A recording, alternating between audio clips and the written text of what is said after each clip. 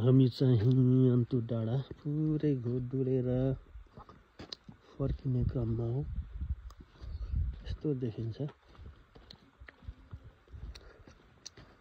कुहिरो मण्डलीका कारण यस्तो देखिन्छ। यहाँको सल्लाहको वन, यो वन हो सब।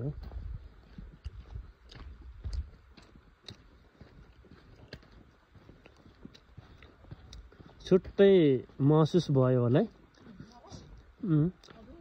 सल्लाह अब यो यस्तो सल्लाहको यो खालको जङ्गल डुलेको थिएन होला है। मिरिकतिर यही खालको ठुल्ठुलो हुन्छ अझै।